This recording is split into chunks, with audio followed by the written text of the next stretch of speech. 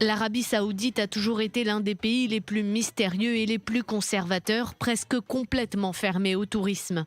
Mais aujourd'hui, le général saoudien Mohammed al-Sharif est persuadé que tout cela va changer. On sent qu'il y a une ambiance différente ici, par exemple des visas pour les touristes qui viennent du monde entier. Qu'est-ce que vous en pensez?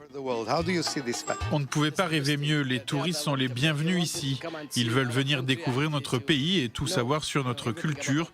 Nous sommes plus que ravis de les accueillir. En 1938, de vastes réserves de pétrole ont été découvertes dans le désert qui abrite 33 millions de personnes. Depuis, le royaume saoudien est devenu le premier exportateur d'or noir du monde. Mais le pétrole n'est pas éternel et le jeune prince héritier Mohammed Ben Salman, âgé de 34 ans, a décidé de diversifier l'économie du pays, grâce notamment au programme Vision 2030. Par exemple, Riyad a déboursé l'équivalent de 120 millions d'euros pour organiser la Super Coupe d'Espagne de football cette année et l'année prochaine. Au programme de ce tournoi, les 4 plus grandes équipes de la péninsule ibérique, le Real Madrid, le FC Barcelone, l'Atlético de Madrid et le Club de Valence. Nous avons pris l'avion pour Djeddah en compagnie de l'équipe du FC Barcelone et de ses dirigeants. En Espagne, les critiques ont fusé quand la Fédération espagnole de football a accepté que ces matchs aient lieu. La cause, Riyad était accusé de violer les droits de l'homme. De son côté, la direction du FC Barcelone a répondu qu'il était nécessaire de soutenir les réformes mises en place au pays des mille et une nuits. Ils ont ouvert un stade, tout le monde vient, les journalistes, les équipes, les gens importants. Je pense que c'est l'endroit idéal pour dire « réalisons l'impossible ».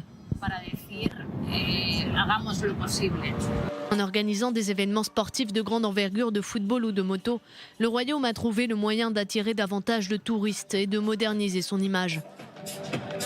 Avant, Mohammed était employé chez Aramco, l'entreprise pétrolière nationale. Aujourd'hui, il est steward pour la compagnie aérienne locale saoudienne. C'est un homme fort, il peut tout gérer, surtout en ce moment, parce que tous les gens ont l'air choqués par le changement. Mais ils finissent par l'accepter.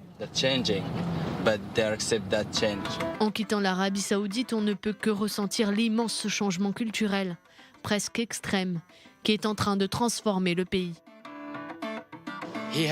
Le prince a un bon raisonnement et nous le soutenons. Nous espérons que grâce à lui, l'avenir du pays sera prospère, Inch'Allah. Après près d'un demi-siècle, le roi Salman, 83 ans, et son fils, le prince héritier Mohammed Ben Salman, sont déterminés à aller de l'avant, et ce, malgré quelques familles ultra-conservatrices, des familles qui attendent tapis dans l'ombre, le moindre faux pas pour les arrêter.